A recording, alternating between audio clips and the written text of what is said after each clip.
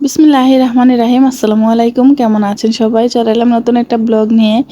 তো গরমে অতিষ্ঠ হয়ে আজকে চলে আসছি আইসক্রিম বানাতে। তো এখানে আমি এক পট দুধ জাল করে নিয়েছি, আর এখানে দিয়ে দিলাম 1 চা চামচ কর্নফ্লাওয়ার। আর এর সাথে এবার দিয়ে দেব আমি গুঁড়ো দুধ। তো গুঁড়ো দুধটা প্রায় আধা কাপের মতো হবে।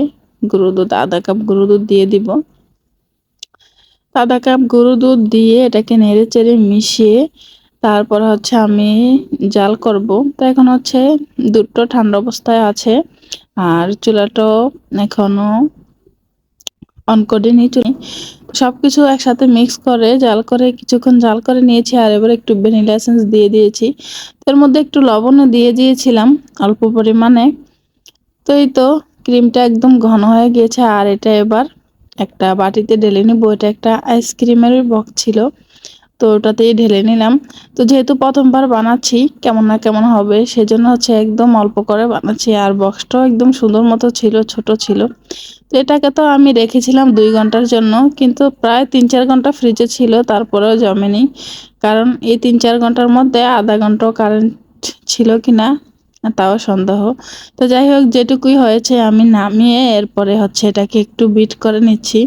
তো প্রথমবার একে দিয়ে এটাকে 1 মিনিটের মতো বিট করে নিয়েছি, আর তারপরে হচ্ছে এটাকে 4 আর 5 দিয়ে আহ, আমি প্রায় 5-7 মিনিটের মতো এটাকে বিট করে নিয়েছি।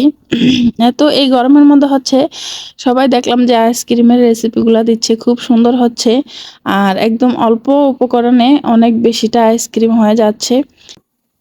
সেজন্য হচ্ছে আমিও চেষ্টা করলাম। তো এই তো এখানে বিট করা হয়ে গেছে, আর এটাকে ঢেলে নিলাম। তো বিট করা হয়ে গেছে, কিন্তু ওরকমভাবে এটা ফোমি হয়নি। তো যতটুকু হয়েছে ততটুকু দিয়ে আমি উপরে বাদাম কুচি দিয়ে দিয়েছি।